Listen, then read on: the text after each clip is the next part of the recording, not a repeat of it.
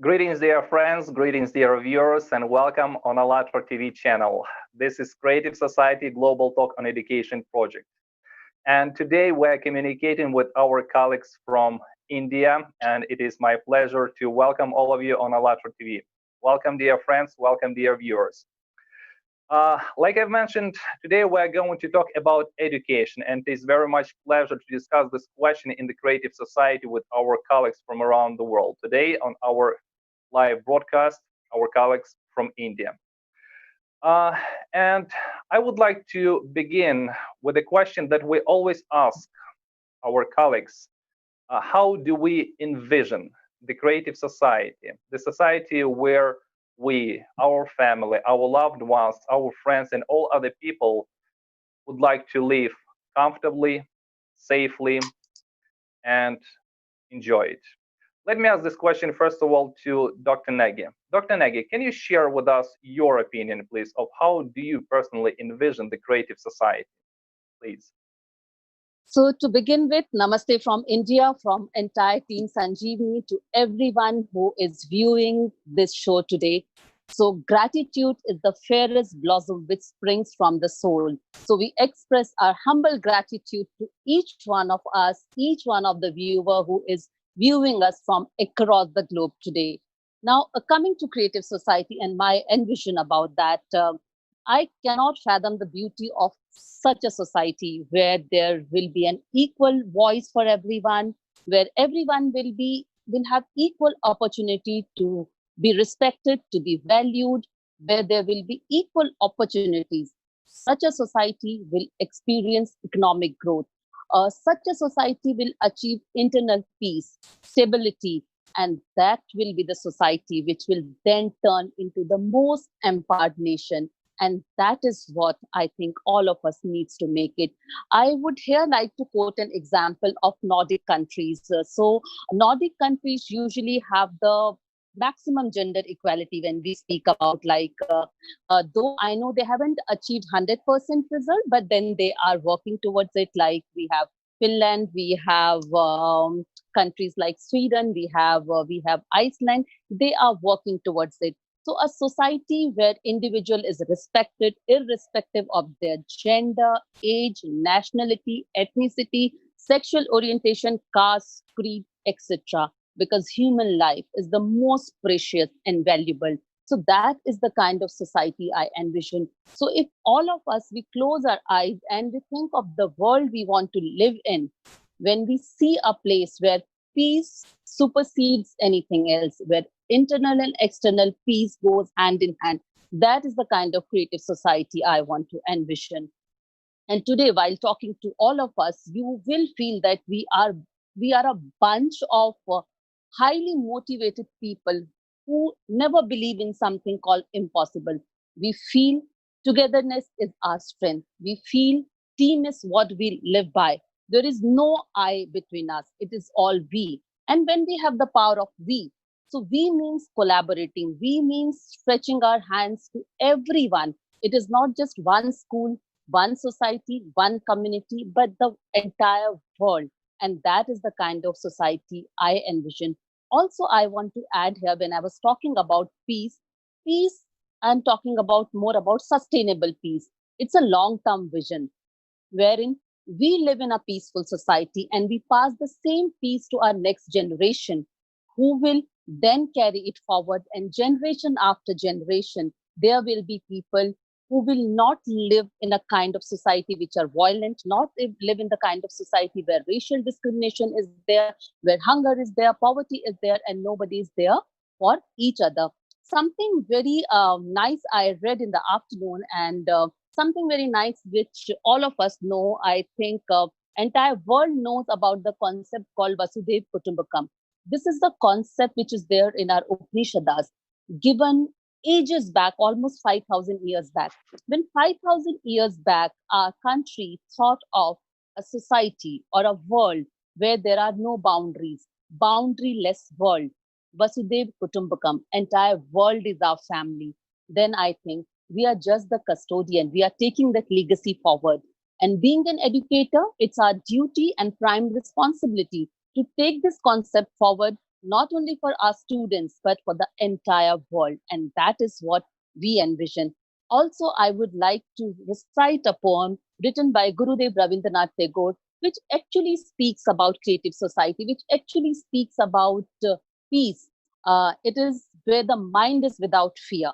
Where the mind is without fear and the head is held high, where knowledge is free, where the world is not been broken into the fragments by narrow domestic walls, where words come out from the depth of truth, where tireless striving stretches its arm towards perfection, where the clear stream of reason has not lost its way into the dreary desert of dead habit, dreary desert sand of dead habit, where the mind is led forward by thee into ever widening thought and action, into that heaven of freedom.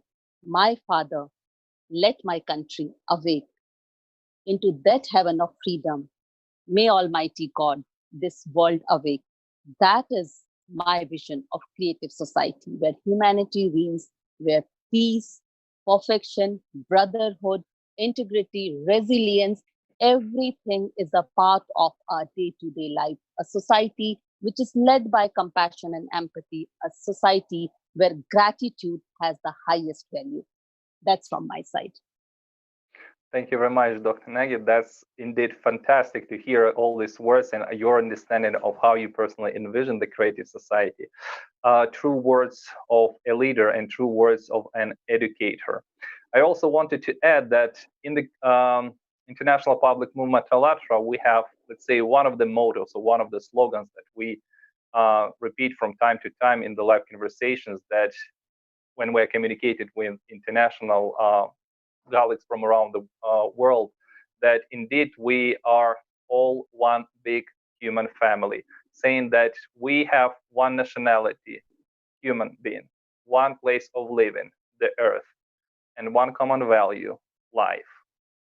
Thank you very much for sharing with us. I'd like to ask the other question, and we'll ask your colleagues to share their opinion and to answer the questions. Dear colleagues, dear friends, from your point of view, what are the most challenging challenges right now in education, and especially in India? Can I ask Dwani, can you please share with us? Sure, sir. Thank you so much. Good evening, everyone, and namaste, everyone. Education is deprived to a huge percentage of children population around the world to even today. There are many challenges faced around the world even today, like classroom size. During in India, there are many classrooms. There are many children together sitting in one classroom. So the population is a lot in a classroom. So it is difficult for a teacher and children to carry out the teaching learning process. I would also like to add about the poverty. The poverty level in India is too low. There are students living at a low poverty level tend to have the highest drop rates because of it. Because of poverty, there are many students, they are still not getting education in India and even in many other countries. Also, there are family factors. We believe that the teachers and everyone believe that there are family factors also play an important role to teach students. Principal and teachers agree that what is going at home will impact directly on the students. And there is also, I would like to add one more point, that is technology. Technology needs to come into the classroom to keep up with the learning demands in this 21st century. There is lack of technology in many countries and even in India today. So technology should also be there to cater to the teaching learning process. Right now, whatever the pandemic situation is going on overall the world, there are many other problems too, like financial crisis. There is budgeting problem for that. So, but because of the budgeting problem, the children are not able to take the education. Children are also facing problem to sit for online sessions virtually for more time. It is also difficult and a challenge for parents and the teacher too, because the parents are facing problem to make their child sit for the online sessions, and for the teachers this teaching learning process and the virtual session is new to them, and also for the children. So with this, I would also say, to overcome the single biggest challenge, the world should come together and raise a slogan that education should be for all. There should be no inequality in education. All the boys and the girls, everyone should get the education. This should be implemented till the last deprived child get the education from his or her primitive years. Thank you so much. Thank you. And Namrata, I'd like to ask you also this question about challenges that we're facing in education. Can you share with us your opinion and answer this question, please? Yes, sure, sure. So, yes, good evening, all of you. Namaste. According to me, if I was to address the challenges faced in education, the first challenge is I feel that there should be a strong bond between the private and the public sectors, be it financially, be it related to infrastructure. That strong bond is very much necessary for the development of education in any country. All right. My second point would be that equitable distribution of education among the different, sectors of the society. Because you can say lack of funding, or there are other factors also which affects the distribution of education in the society. I'm not saying that money is the only factor, but money is a big factor which affects education, which affects the distribution of equal education to all. Also, I would like to add that teachers training, train teachers in the educational sector. This is also one of the major challenges. If teachers are well trained, believe me, almost around 9 million teachers are required in the continent. Alone in Africa, there are no trained teachers. So proper trained teachers are very important for the advancement of education in the society. Also, I would say ignorance is not always a bliss. Many of the parents or the people in the society are not ready for adapting technology. I can say that this pandemic situation of coronavirus has maybe it has come disguised as a bliss. I would say that because people have started using technology. It was not used before. They were ignorant for the technology, for the digital setup, and now you can see almost more than half of the population has adapted to this new technology. And I must say, in the coming years, maybe five years from now, there would be a huge boom in the field of education, in digital education. So take my words for that. One more problem you can say, which I feel is lack of we do not include the disabilities of the children. The children having disabilities, there are no good schools for them. So that is also one point which has to be addressed very strongly. Believe me, almost 93 to 130 million of the population of the children do not have proper schools. Who are the children with disabilities? They do not have proper schools to go. So I feel that the proper infrastructure with facilities for these children which should be given. So this is what I feel. Lack of resources. Yes, as I said, money is not the only factor, but it is a huge factor. So resources is also very important. Resources now has changed a bit. It is coming to technology, the smart board, the LEDs. So all these things have to be used in with a proper setup in schools. That would be a big step, for the advancement. These are the challenges which I feel, and if this is taken care of, I think it will be a big step in the advancement or in the field of education. Thank you so much. Thank you, Namrata. Thank you, Dvani, for sharing your vision of the problems and challenges that today's education is facing. I would say that these problems are not the problems common only with India. Communicating a lot with colleagues from around the world, they pretty much mentioned the same problems, the same challenges that their system of education is facing. You've mentioned training of teachers, and actually I would like to ask a question, Dr. Negi. You're a school principal, you're a school leader. Namrata mentioned teacher training. From your point of view, how important for every teacher to have the culture of self-improvement as a professional? To tell you honestly, I think everything starts from there. Self-improvement is the main concept when it comes to any teacher, because a teacher needs to be lifelong learner. The cycle of learn, unlearn, relearn needs to keep on moving. And that is what we particularly believe in Sanjeevani World School. We are lifelong learners, and we are not just subject teachers, but we call ourselves mentors. And now this pandemic has given a new name to especially our school team, and that is the lighthouse. Because lighthouse, if you see, come what may, keeps on guiding, whether it's a boat or it's a yacht or it's a cruise liner. Lighthouse is always there to guide. So our teachers have become lighthouse during this pandemic situation, and they have utilized the situation in such a good way that each one of them is upskilling themselves.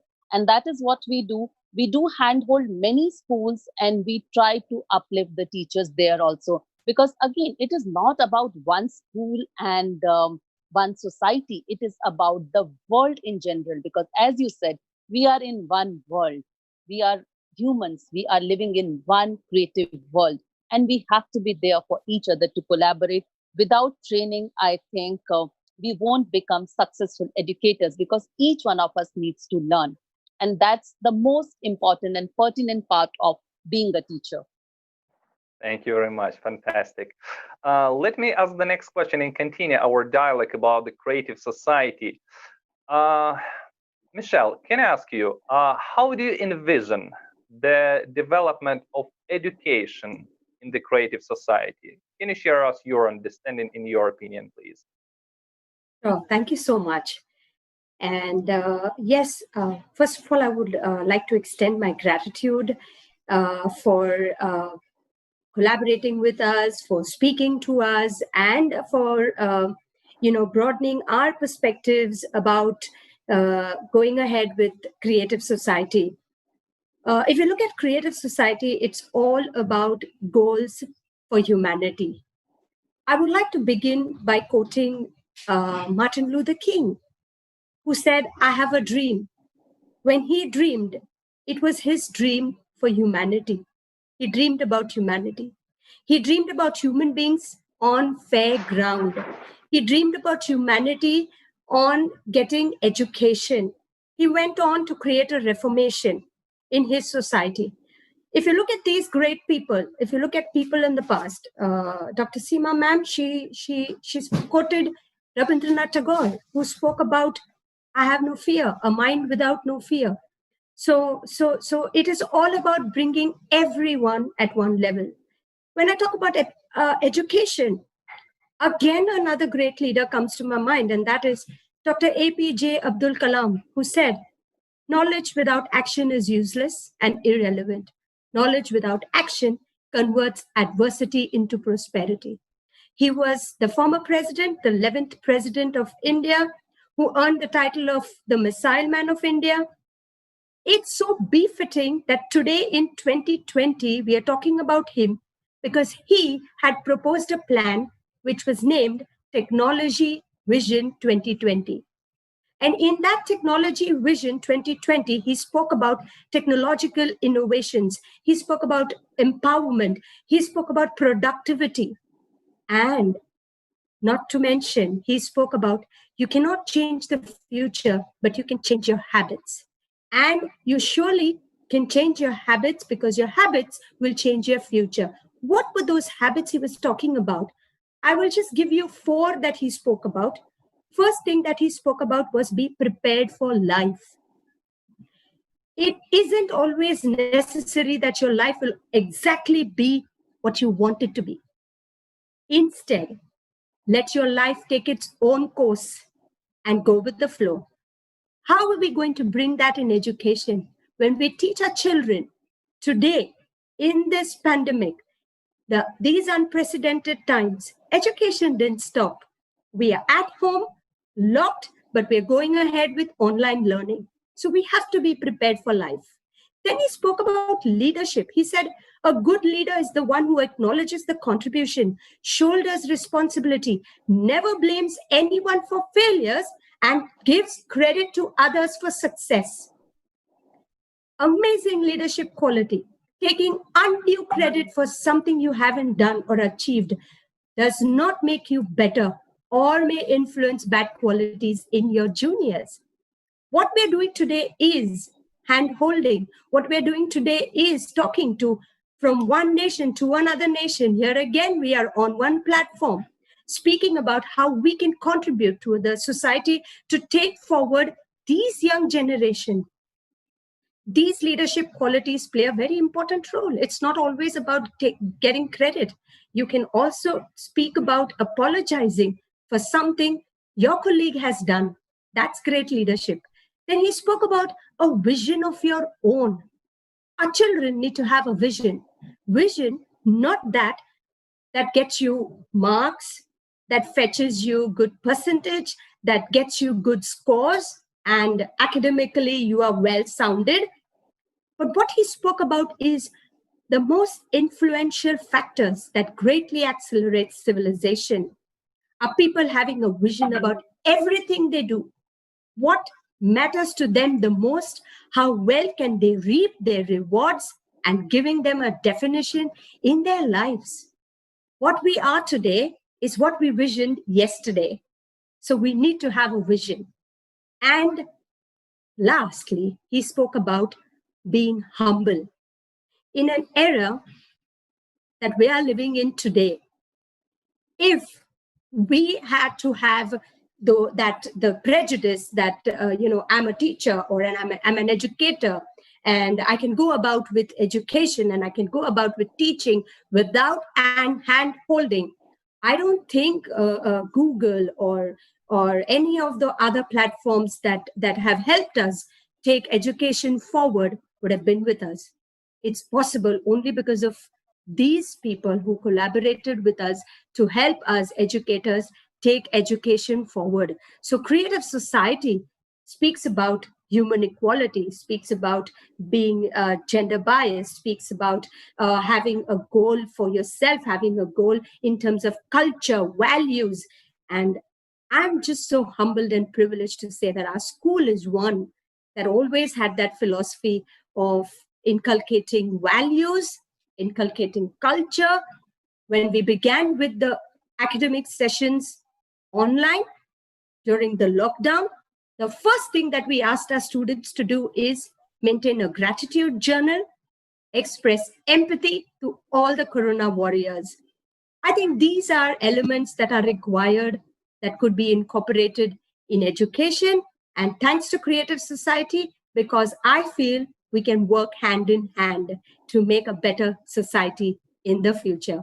So thank you so much. And I'm so privileged and honored to have answered this question. And I hope I've done justice to all that you have asked me. Thank you very much, Michelle. Thank you. Thank you. It was a fantastic answer. And I would like to ask one more person the same question of how she envisions the development of education in the creative society. Angel, can you please share with us your opinion? Yes. Thank you for this question and good evening, all of you. Namaste from India. Once again, thank you for asking me this question, and what I envision about this question, or what I think about creative society, bringing creative society into development of bringing creative society into education, what we are supposed to do. When we talk about few objectives of creative society, like human life, human freedom, human safety, creative ideology, personality development, all these things, is the basic thing. What we have to do is academics is very important, yes, but we need to respect each other. Holistic development of child, student is very, very important. Respecting each other is very important. We need to teach them. We need to inculcate this value in them. We need to inculcate the value that we are just not the citizen of a particular country. We are the citizen of globe. This will bring the feeling of togetherness, oneness among each other, which is very, very important. Yes, when we talk about bringing creative society into education, science, holistic development, experiential learning is very, very important, which brings the enthusiastic learning. Yes, I'll just like to give you one example about we celebrate Grandparents Day in our school. What we do is we call grandparents to our school.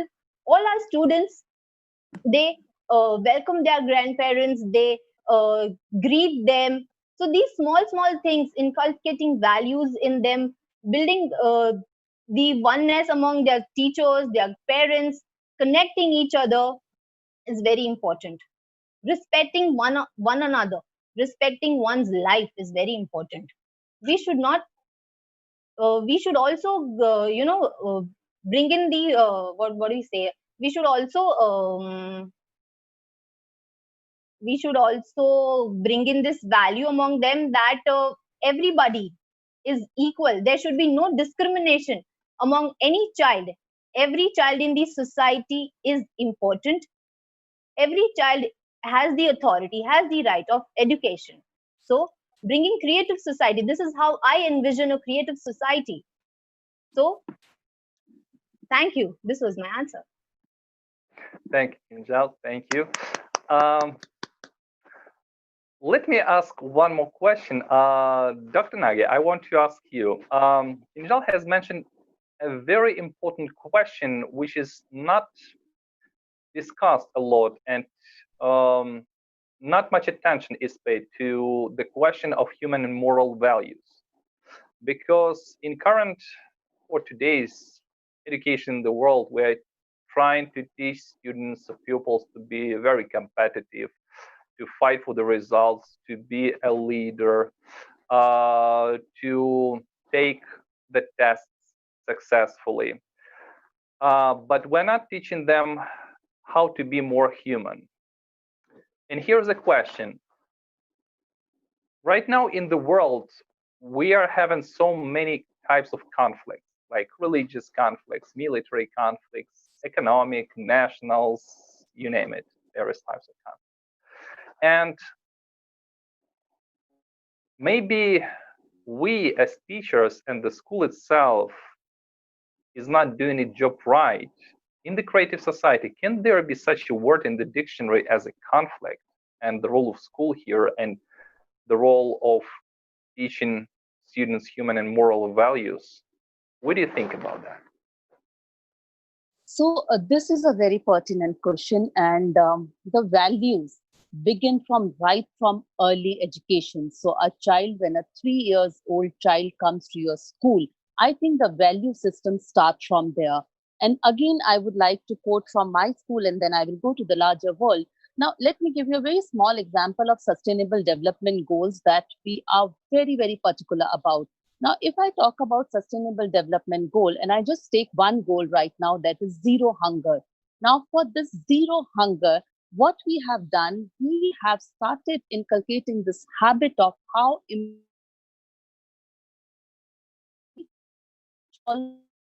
by train or to morsel on in your plate is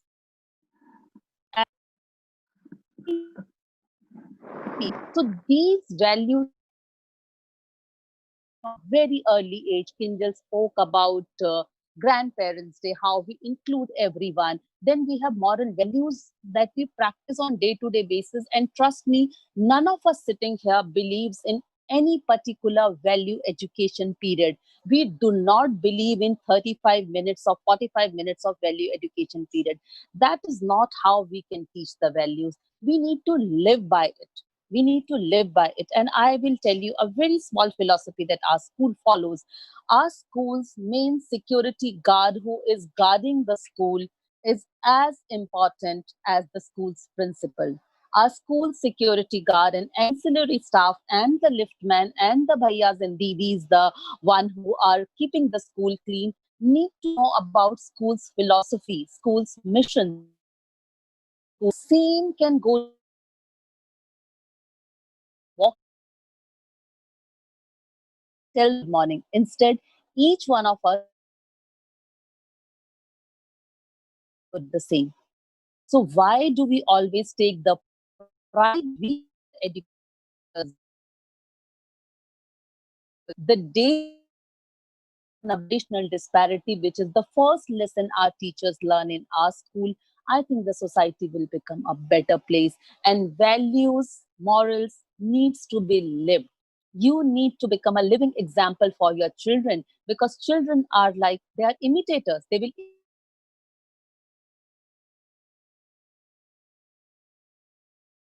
do English teacher, Hindi teacher, math teacher,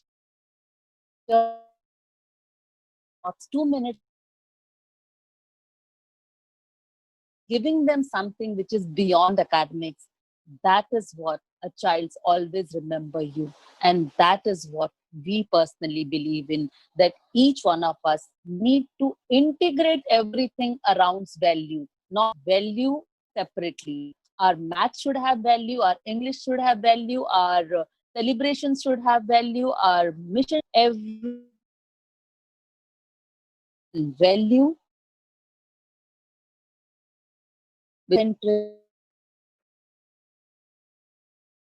possible generation.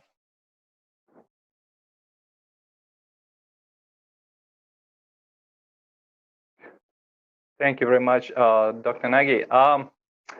Let's continue our dialogue, and I would like to ask my co-host, Nick. I would like to give you the floor now and ask you to address the next question to our guests. Can you please? Yeah, sure. So our next question is, Rashi, can you please tell us like your ideas about how to make education really effective, so that adults and children would have, self motivation for studying and, have some results on this path? Can you share us, please? Thank you so much, first of all, for giving me this opportunity to answer this question. As you asked me, what do I feel how a society should be an effective society, and how can education be the most effective education?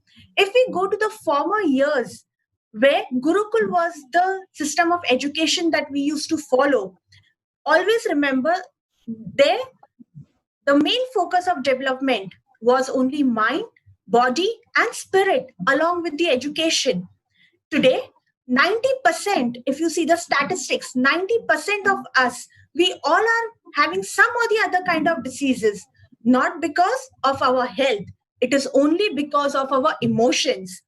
If we make sure that these emotions can be catered by practicing and by making the child practice yoga, practice meditation from a very early age, maybe at the age of 5, and simultaneously we keep developing each and every stage of their life, don't you think they will be calm, they'll be composed, they will be also taken care of, they'll take care of the adversities. 90% of society cases are because children are not able to handle the stress level. But at the same time, if we keep building these focus about meditation and giving them enough opportunity to grow, these things will not happen in the society at large. Even if you take this example, we at Sanjeevani World School, what we did was we asked our children to plant trees and paint the boundary walls of our school. Initially, these children were very reluctant that, how will the paint be taken out of our hands? How are we, we are going to plant those seeds and we are going to plant and a plant will grow up. How about our hands? How dirty it will go? But when we teachers started doing it along with them, trust me, that was a confidence level that was built in our children. If at the same time we even come up with this goal that every year in the school, something like plantation of tree is being given to our students, and each year that responsibility of planting that tree, taking care of that tree, is being given to other shoulders for the next academic sessions, don't you think when children are going to be responsible for these things, they are not going to harm the society at large? They will not have any such intentions where they will not be able to face adversities in life.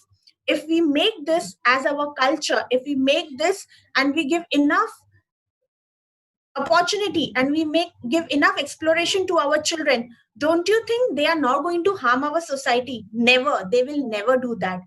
Taking it forward, I would just like to end by saying this, that if we teachers want our children to do something that will be good for our society, that will be good for our nation, because they are the future generation, they are the people who are going to run the country in near future.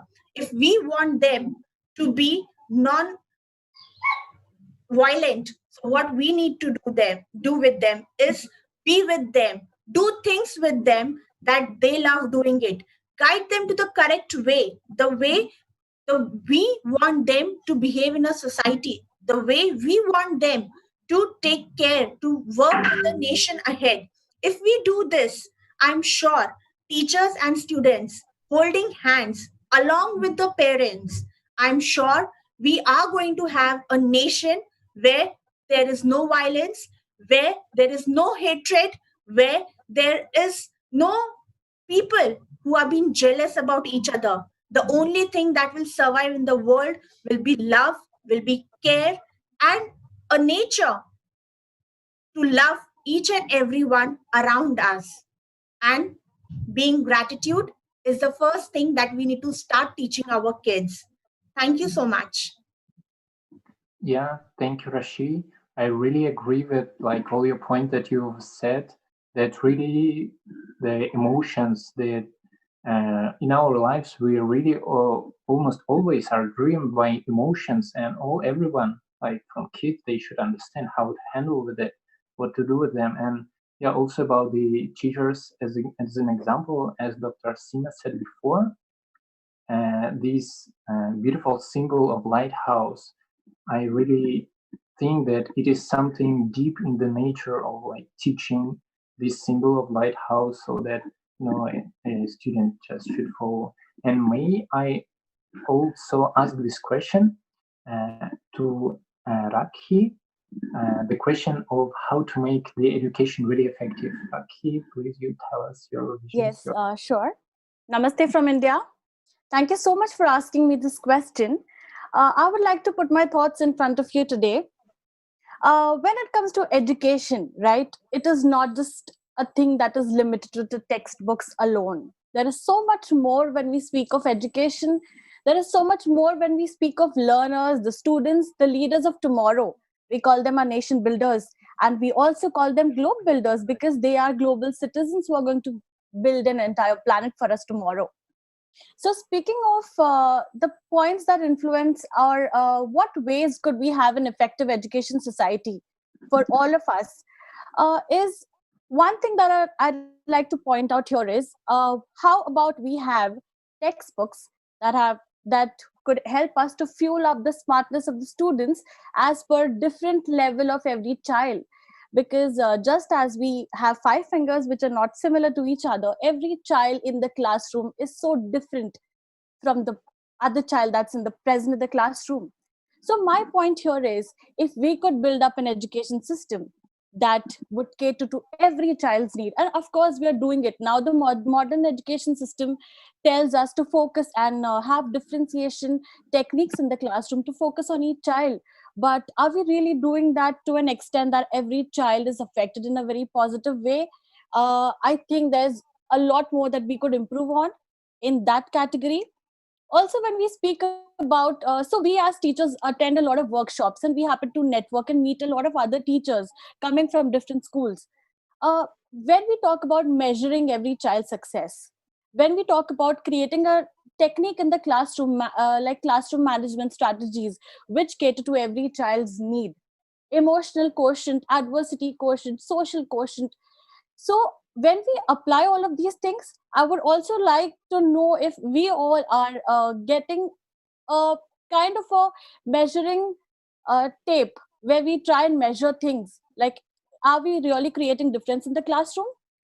So these are the things that I have in my mind. Also, when we speak about pain points of the student, now for education to be really effective, we all must, as educators, focus on the focus on knowing that pain point of a student when we speak of so many students coming in from so many different family backgrounds, and there might be a possibility that child is not at peace. That it happens so many times, and given in the classroom scenario, there are students who then later on, when we try and find out as to what has happened to the student later on tells us that, teacher, this is something that has happened in my home and I'm not at peace. So to talk about every child's emotional quotient, social quotient, I think that is something that we all as educators should focus on. And if we can successfully do that, I'm sure the education system is going to really go and go at a greater rate towards success. So this is my point for now. Thank you so much. Yeah, thank you very much. And yeah, I'm going to ask our next question.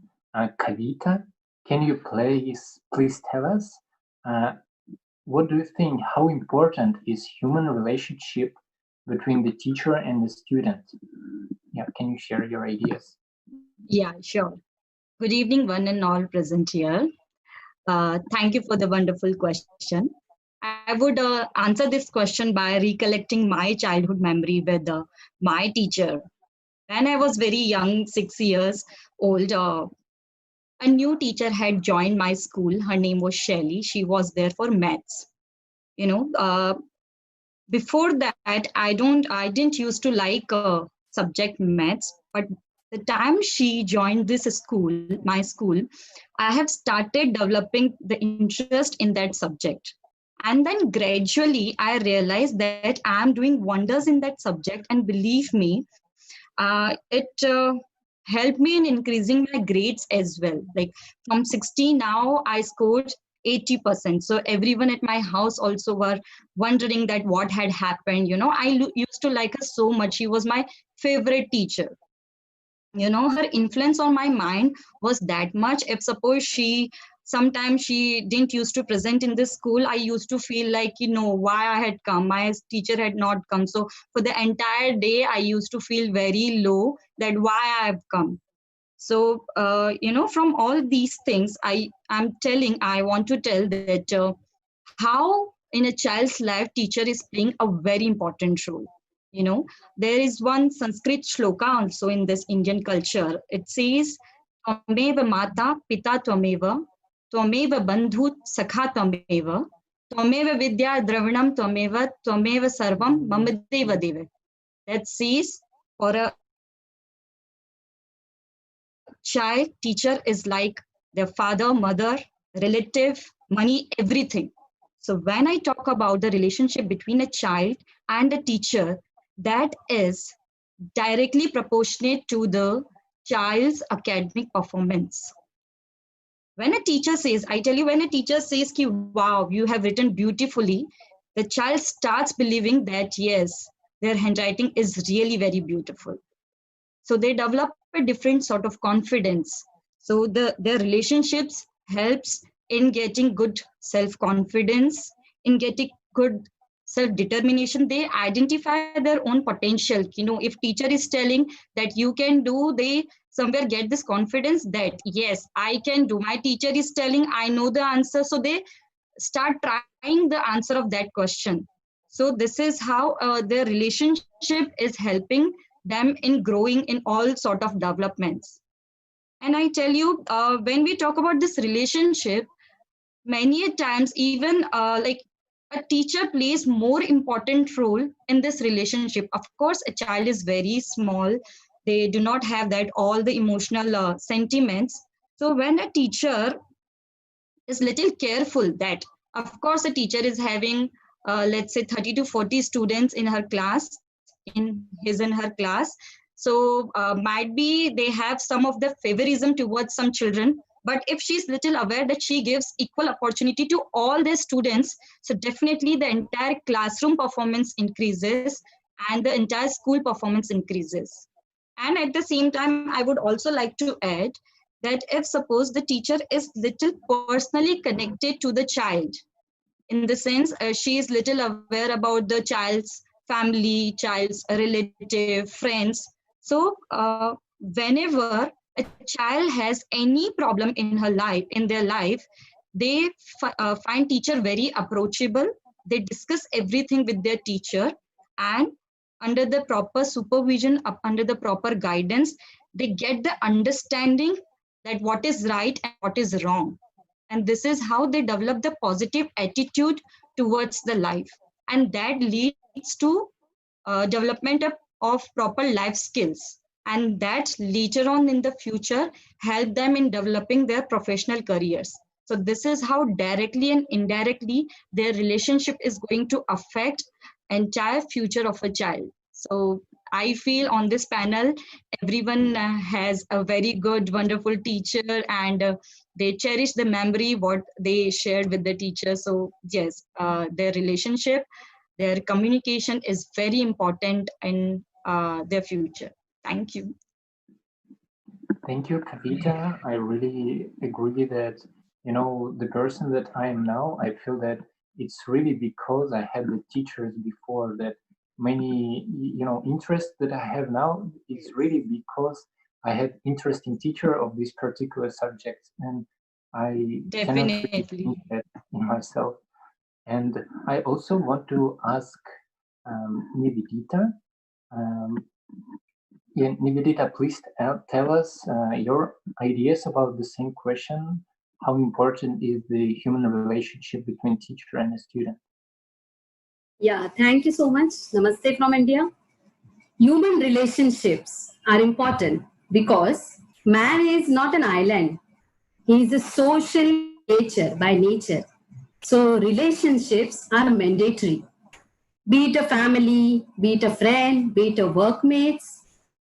Generally, when you are a teacher for few academic years for a child. But I strongly believe if you nurture the teacher-student relationship in a correct manner, you will be a teacher for life. And in Sanjeevani World School, we practice that.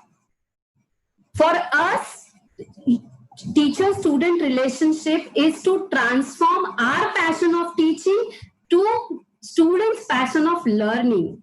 We teach not because we want to. We teach because students want to learn. We cater to their learning, their social, their emotional needs. And this is how we nurture them. This is 2020. Simply you cannot be a moderator or a dictator anymore. You have to play various roles as a teacher. Sometimes you have to be a facilitator, sometimes just a listener, sometimes you have to play a role of a mother. And you know what is the best part? It is not languages, maths, science, favorite subject, or whatever subject you teach. It is that little conversation which leaves impact on a child. And that makes you a teacher for lifetime. And then there comes a communication in a picture. Communication is a key to healthy relationship. Communication is a life skill. You may take a lifetime to master it, but it is a key to healthy relationship. And I want to quote Dan Oswald. He says that communication must be hot, that is HOT, honest, open, and two-way communication. And that is what we believe in Sanjeevani World School. Honest and open communication amongst all team members. With our parent fraternity, with our children, we always believe on two-way communication. So, you know what? We believe this two-way communication, and that is why we nurture our students in that manner. We trust them. We ask them to. We are always open for all type of criticism because we believe that there is always room for improvement. And this is how we nurture a future of our learners and future of our country as well. Soon I know that these learners are going to design the future of globe. And believe me, that future will be calm, composed, beautiful, and based on humanity.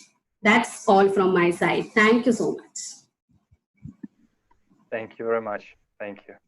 You know what? I also want to share my understanding about the relationship between a pupil and the teacher, because I'm a teacher myself by education and profession, working as a teacher too.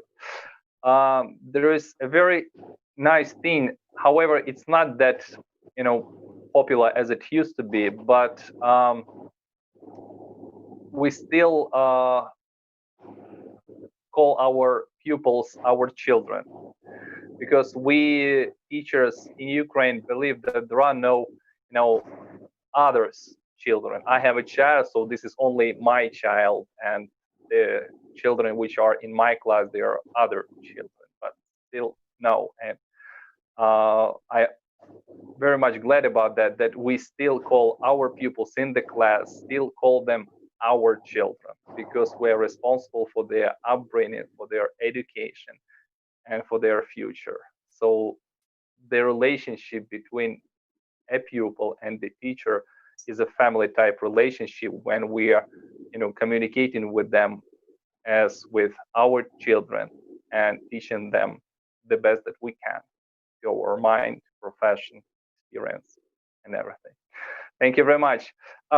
Dear colleagues, we'd like to ask you, all of you, a question of how it is possible to implement the creative society and the ideas in the creative society in your schools. Can we discuss this question, please, all together? Yes. Dr. Negi, let's begin with you. I'd like you to begin with this. So I think this is one of the most interesting question of the evening, because we are living by the ethos of creative society. As I think we quoted earlier also, that there are various practices our school is following. And there is one strong practice that we follow, which says that behind a child, there are two institutions that stands very firmly. One is the family, and second is the school. So we are trying to develop the community of togetherness, because when we talk about togetherness, then we can talk about holistic education. When we talk about holistic education, then we can say we are not just a mark-centric school, we are a life-centric school. And when we had gone through all the 8 fundamental principles of creative society, we could actually relate that how these fundamentals are intertwined with our curriculum, how each and every teacher is using some fragment of that when she is teaching. So we thought this will be the lovely collaboration wherein we will imbibe these fundamentals and revolve our academics and beyond academics, which is equally important to us, around everything that creative society talks about. Now, open to the team members. I think in the order we have given the answers to the questions, we can add to this how we are going to implement it in our school. Alex, maybe someone else would like to share his opinion or his understanding. Yes, how Dhwani. Yes, yes, Dhwani. Yes, so I would like to add, as the goal of creative society is to help children to get education. Yes, and I would like to say an example on this. In our school, Sanjeevani World School, we are seeing that everyone should get education during this pandemic situation, as there are some people, those who are facing this financial crisis. So we have, from our side, we have helped some children for this financial crisis. And also in our school, there is an human equality between everyone. That is, all the teachers, all the parents, and the children are equally important for our management and our principal, that is Dr.Seema Negi. So this we would like to cater it more, human equality, and to help the children to get education everywhere. That is, overall, all the students during this pandemic situation should get the education. Thank you so much. Yes, Namrata, what would you like to add? Thank you so much, ma'am. Yes, I would like to express my gratitude, and I would like to quote one example from our school, what we are doing in our school to develop the value of patriotism. Okay, we have a Raksha Bandhan ceremony wherein the protector is being tied a band. How we say friendship band, here we tie a band to the protector. It can be the brother, it can be the police officer in our society. So we had sent Rakhis, the band, to all the soldiers of our nation. So that is developing the feeling of patriotism amongst the children. They also have written letters to the army people expressing their gratitude on how much they are humbled, and they are they are happy, and they have that gratitude feeling in them that these soldiers are protecting our country. So by these small steps, we are inculcating values among children. So this is the take from my end. Thank you so much. Thank Next, you. I think it was Michelle, followed by Kinjal. Yes, ma'am. Thank you so much. So once again, I would say I'm humbled, and it's a privilege for Sanjeevani World School to incorporate creative society. The 8 foundations are, I'm not going to run through all of them, but what I love, and the reason why I love that is transparency and openness of information for all. I would like to say that in our school, we call our senior most classes the trailblazers. With them together, we founded the PTSA, that is the Parent Teacher Student Alliance. We do not go only as per parent and teacher, 2 institutions that play an important role in education per se. What we went ahead with is incorporating and involving our students into decision making. Decision making is one of the important and imperative qualities of a leader. When today they sit with us and when we discuss matters, and when we discuss policies, and when we discuss ways of how we can go about with a lot of programs of our school, our students are an integral part in decision making. And that I say with pride, because we are developing personality, another goal of creative society. And I'm so proud today that we have already started inculcating these into our children. So when we have the 8 foundations of creative society, our students would not just be beneficial, but they would also be able to take it forward. So I want to thank you, Creative Society, for the amazing and notable cause that you're working for, the salient work that you're doing. And I'm glad and proud to say Sanjeevani World School is going to collaborate with you for our children to be future leaders. Thank you so much. Kinjal, Thank you very your much, take on Michelle. that? Yes. Thank you once again. And for us, what is creative society? How do we inculcate goals of creative society in our school? Is what we do is inspire today's leaders to be inspired tomorrow's leader today. What we do is we bring in the union of body, mind, and soul by inculcating the spirituality in them. We have yoga, gymnastics, all these activities in our school. But and one last thing which I would like to say is, which we do is celebrating diversity. We celebrate diversity. Thank you. Thank you very much.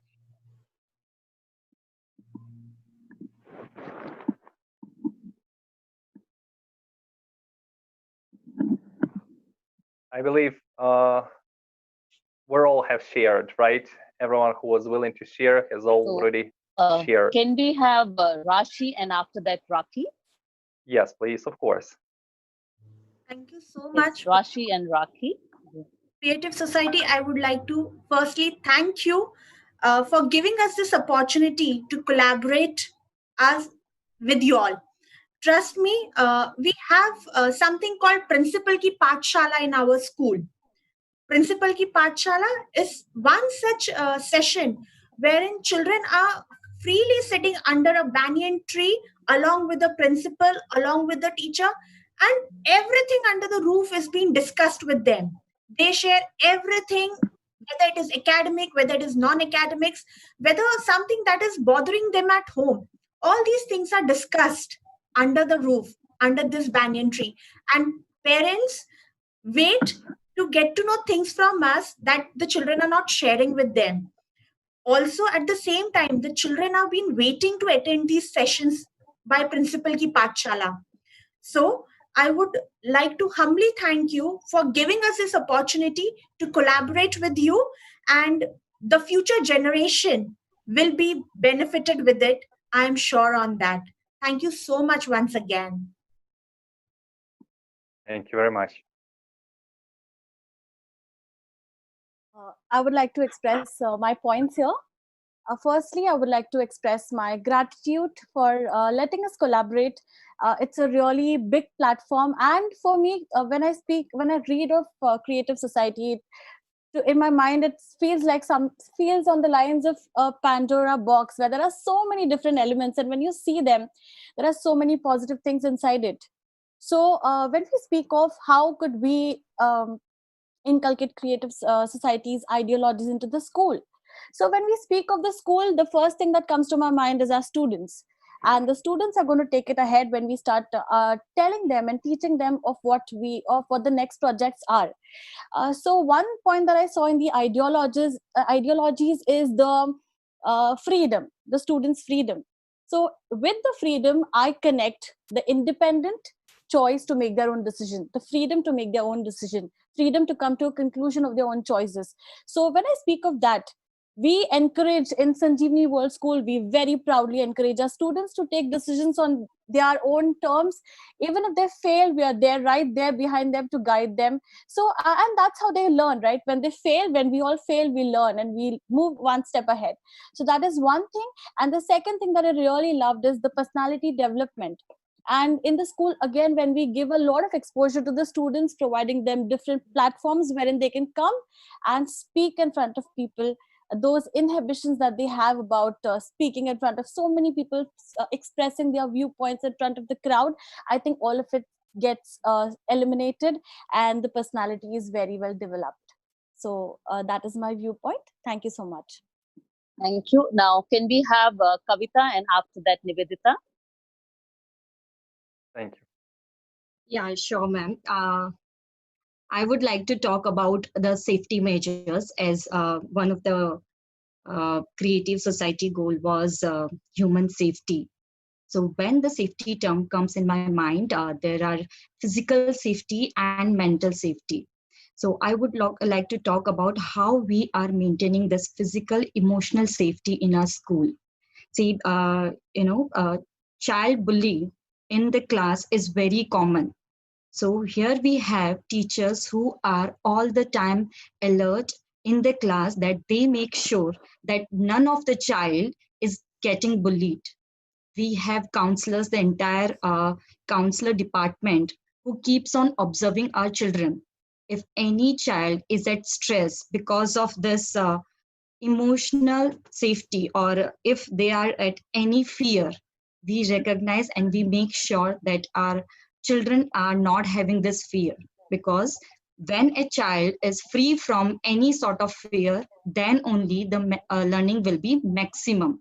So yes, we take care of the emotional, physical safety, because now at time the safety is the first and foremost prime concern with each and everyone. Thank you. Thank you. So, namaste once again. I would like to focus on the goal self-governing society. In Sanjeevani World School, we have conducted no invigilator exams. Means when these higher grade students, when they write exam, when they appear for any kind of assessment, there is no invigilator in the room, exam hall. Though there are CCTV for monitoring, but children are self-disciplined. We inculcate this value in them that if they are not cheating, they are not cheating for themselves. They are not cheating because someone is watching them.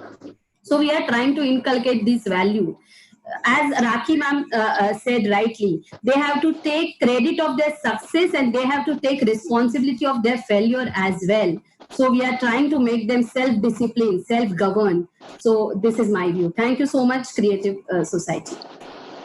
Thank you So very much. I would just like to sum it up before concluding anything. So human life definitely is most important, whether it's their safety or physical or mental or psychological is important. Human freedom is important because the free flow of expression and communication is very important. So that is what our school is diligently following. So we follow the rules of human life, we follow the rules of human freedom, we follow the rules of human safety, transparency and openness of information. That is, we are dealing with the generation who are denizens. They are the digital, not just with your students, not just with your learners, but each and every stakeholder of the society is important. The creative ideology is something that all of us really liked it, because nothing happens if you do not have a strong ideology to follow. So that is something which I think we are all going to work on. Then development of personality starts from right from the age 3, when your child walks into your nursery. And we also started from there. We call many speakers, we role model the things, and we let children do the role modeling depending upon what is their interest, and develop the personality. Then really work students quote. We have discussed about school. They will be the one who will be the judge, and they will that. Then last but not the least is self-governing society. And I think the day we will reach that last goal, wherein each and everyone will be self-governed, self-motivated, and ready for the uncertain future, we will achieve all the goals. And we are so very part of this project. Maybe our narratives are different, our implementation is different, but then we all are imbibing this in our school, and we are very, very part of an organization which lets us express ourselves. I think in between I told that we are the group of individuals, like you might call us idealistic.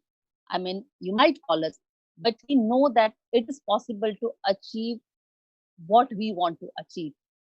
If we are just, and we feel difficult to achieve just in human society, the only thing is we need to envision is together. And we are the type of people who never give up. And that is something we are very, very proud of. We never give up. We find the ways.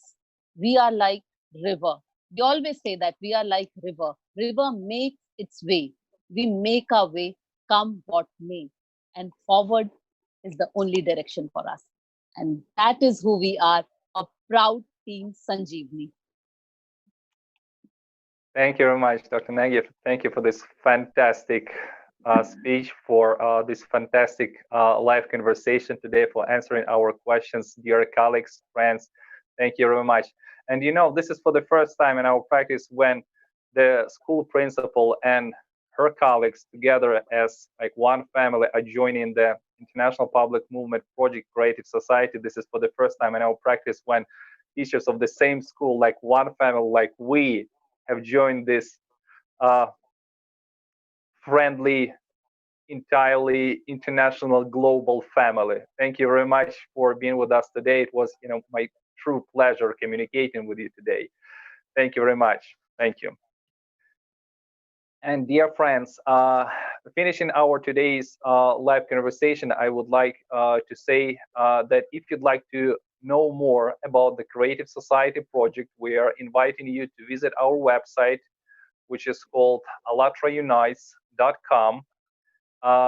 Right now, you can see it on your screens in the upper corner. You can click join button, and there is a very short friendly form that you can fill out on one of the languages you feel comfortable, and send us a message. And of course, we will contact you. Thank you very much for watching us today, for listening us today. It was, you know, again, I would like to repeat myself, true pleasure communicating with our colleagues and friends. Thank you very much. Goodbye. Thank you. Thank you. Namaste from India again. Thank you. Thank you.